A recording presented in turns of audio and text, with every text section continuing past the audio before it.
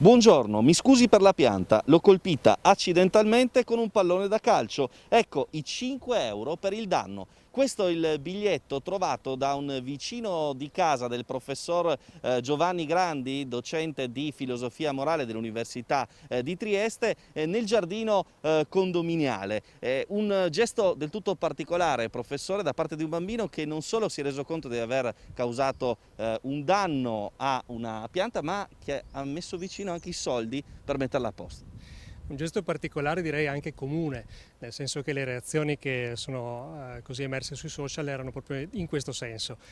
Ci meravigliamo per una cosa che dovrebbe essere normale, e ci meravigliamo, la lodiamo, ci fa bene che a ricordarci che questi gesti si possono fare, che è un bambino, e quindi in questo senso è qualcosa di molto interessante anche per noi adulti soprattutto. Quindi direi una piccola parabola per gli adulti per ricordarci che in fin dei conti un gesto di attenzione verso le cose degli altri, verso le cose che gli altri curano soprattutto, si può sempre fare, anche quando accade di danneggiarle senza essere visti. Questa è una cosa che in grande molto spesso agli adulti capita, molto spesso molti hanno detto noi scappiamo, non ci lasciamo neanche una traccia alle spalle, non lasciamo un bigliettino. I ragazzi ci insegnano che invece ci si può fare carico anche del bene comune in questo modo. Ecco, il ragazzino, se non sbaglio, ha scelto l'anonimato con la famiglia, lei ovviamente però ci ha parlato, da quello che ho capito. Sì, certamente. Crediamo che sia importante, siamo d'accordo con la famiglia su questo, che si sappiano queste cose dal punto di vista dei gesti, ma lasciando le persone libere di non comparire.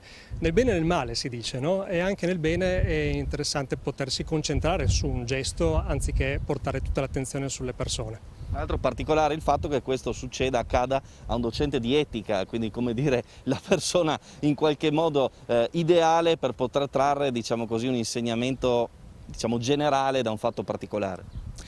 Credo che un po' tutti con il famoso buonsenso abbiamo valorizzato questo piccolo biglietto. C'erano tante lezioni dentro, c'era l'attenzione dell'ascolto, del contesto, quindi del comprendere che qualche cosa che viene infranto anche accidentalmente però può avere un valore anche affettivo per qualcun altro.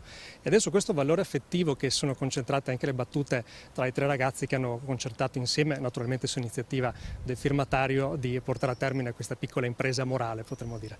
E quindi sì, sicuramente tanti elementi si possono estrarre da questo biglietto, anche appunto il senso di responsabilità, di metterci la firma, quindi di palesarsi e di pensare a una qualche forma, un qualche gesto che fosse veramente riparativo. Che pianta è? È una pianta in vaso semplicemente, quindi una pianta verde, di solito fanno anche dei fiori, ma non si è danneggiata particolarmente, è semplicemente uscita dal vaso rovesciandosi. Bene, potremmo chiamarla la pianta verde dell'etica in qualche modo in questa situazione.